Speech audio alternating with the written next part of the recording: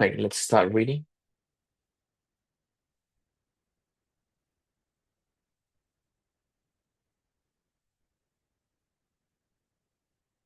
12. Inner voice. Question. What is your inner voice whispering? In the last chapter, we taught we touched on we touched on that subtle voice that all we have inside of us, or if you prefer, your inner GPS. It doesn't matter what you call it.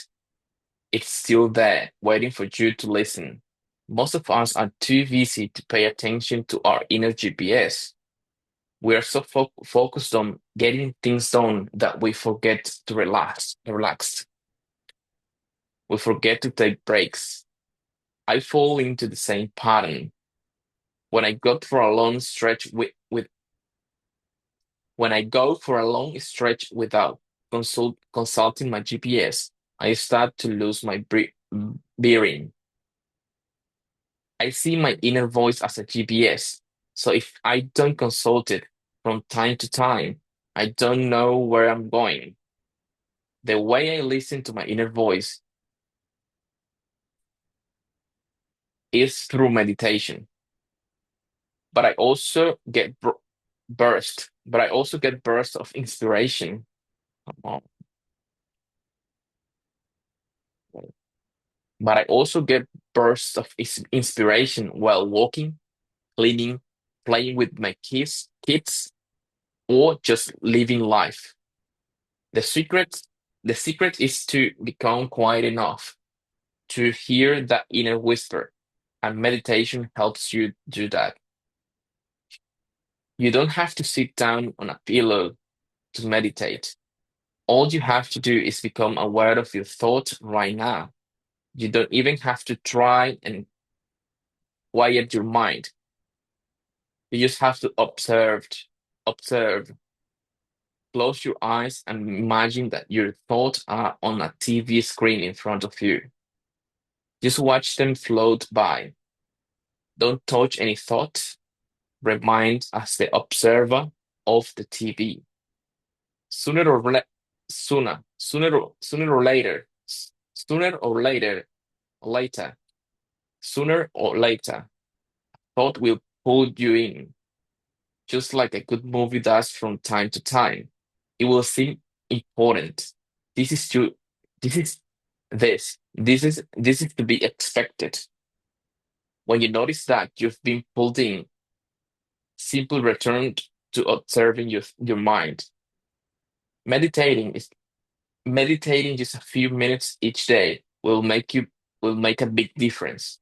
There are a lot of studies out there showing how meditation can change your brain and your life for the better.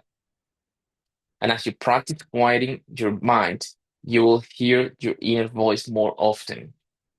Now, you can also consult your inner voice via via writing, which is what we're going to do in this section. Possible roadblocks. The only mistake you can make is to not do this exercise. I found that I get the best results when I use regular pen and paper. This is not writing on my computer. Although, if I ever get stuck on something, I'll write on my computer and coach myself. But we'll talk about that later in this book. Whether it comes up as you do this exercise, keep writing. Dump your mind on paper.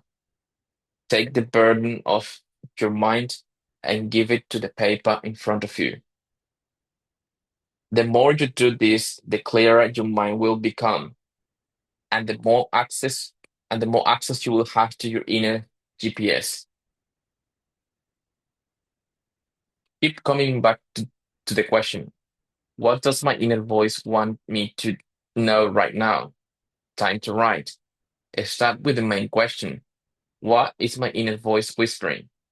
At first, you might not hear anything, or not, or you might not hear what you want to hear. This is normal. Just pretend that you're hearing something. When you're ready, Use these prompts to take you farther. In order to connect with my inner voice, I have to. If I had to, if I had a source, if I had a source of inner wisdom, if I had a source, if I if I had a source of inner wisdom inside me, it would say my heart really yearns yearns to. How did how did it go? You did the exercise, didn't you? If not, put down this book and do it right now. If you don't have 15 minutes, do it for just a minute. Whether you do, don't move until you have done this. You owe it to yourself. 13. Make believe. Question. If you pretend to know, what would you pa- what would you what would your passion be? Remember back to your childhood when you spent hours daydreaming or pretending. You pretend to be in a world far away, far away. But somewhere along the line, you stopped. It's time to start start up. It's time to start up again. Because when you pretend to know something, or when you allow yourself to daydream, your brain activates your problem-solving powers. In a 2009 University of British, in a 2009 University of British Columbia study, discovered that when you daydream, certain regions of your brain are activated, which increase creative solving. In the study, the researchers found that when people are involved in simple tasks where their minds where the minds daydream, they where the minds daydream, these problem-solving regions in their brain light up like lighthouses. This is why something when you are this is why sometimes when you are in the shower, reading a book, or doing the dishes, you suddenly have a burst of insight. But this burst of insight doesn't happen unless you've thought about a problem.